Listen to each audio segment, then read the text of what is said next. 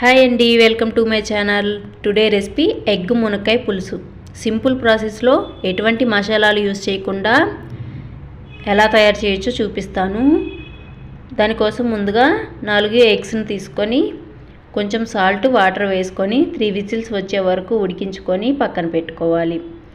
ఇప్పుడు కర్రీ కోసం 3 మునక్కాయలు, 1 టమాటో, 4 పచ్చిమిర్చి, 3 ఆనియన్స్ని ముక్కలుగా కట్ చేసి పక్కన పెట్టుకోవాలి.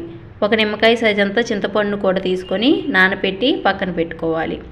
ఇప్పుడు ఒక పాత్రను తీసుకొని ఫ్లేమ్ ఆన్ చేసి 4 to 5 టేబుల్ స్పూన్ల ఆయిల్ వేసుకొని అది కొంచెం హీట్ అయిన తర్వాత పోపు దినుసులు వేసుకొని ఫ్రై చేసుకోవాలి. దానిలోనికే 5-6 వెల్లుల్లి, కొంచెం కరివేపాకు వేసుకొని ఫ్రై చేసుకున్న తర్వాత ముందుగానే కట్ చేసుకున్న ఉల్లిపాయ, పచ్చిమిర్చి, టొమాటోలను కూడా వేసేసి ఒక 60% కుక్ చేసుకోవాలి. ఇప్పుడు దానిలోనికి మునక్కాయలను కూడా వేసి 1 టేబుల్ స్పూన్ పసుపు, 1 టేబుల్ స్పూన్ సాల్ట్ను కూడా వేసి 1-2 నిమిషాల పాటు ఆయిల్లో ఫ్రై చేసుకోవాలి.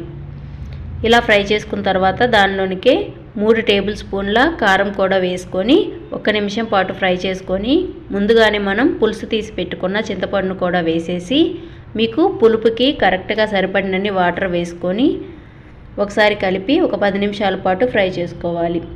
ఈలోపు మనం ముందుగా ఉడికించుకొని పక్కన పెట్టుకున్నాం కదా, ఆ ఎగ్స్ని పింక్ అంతా తీసేసి నీట్గా ఘాట్లు పెట్టి పక్కన పెట్టుకోవాలి. ఇలా ఘాట్లు పెట్టడం వల్ల పులుసు అనేది ఎగ్ లోపల వరకు వెళ్ళి ఎగ్ టేస్ట్ బాగుంటుంది.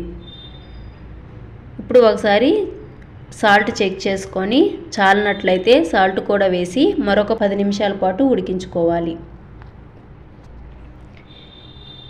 ఇలా ఉడికించుకున్న తర్వాత పులుసు అనేది కొంచెం దగ్గర పడుతుంది. ఇప్పుడు ఎగ్స్ను కూడా వేసేసి ఒకసారి కలిపి పులుసు అంతా చిక్కపడేంత వరకు ఉడికించుకోవాలి.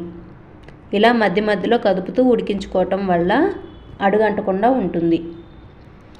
పులుసు అనేది చూసారా దగ్గర పడింది. ఇప్పుడు ఒక చిన్న బెల్లం ముక్కను కూడా వేసేసి బెల్లం ముక్క వేయటం వల్ల పులుపు అనేది బ్యాలెన్స్ అవుతుంది. కొంచెం కరివేపాకు పొడి, కొంచెం కస్తూరి మేతి వేసుకుంటే అంతేనండి, ఎమ్మీ టేస్టీ మునక్కాయ ఎగ్ పులుసు రెడీ. నేను ఫ్లేమ్ ఆఫ్ చేసిన తర్వాత కూడా ఒక 10 నిమిషాల పాటు కుక్ అవుతుంది, ఎందుకంటే ఇది మట్టి పాత్ర కదా. ఈ వీడియో మీకు నచ్చిందా? నచ్చినట్లయితే లైక్ చేయండి, షేర్ చేయండి, కామెంట్ చేయండి. Thank you for watching my video.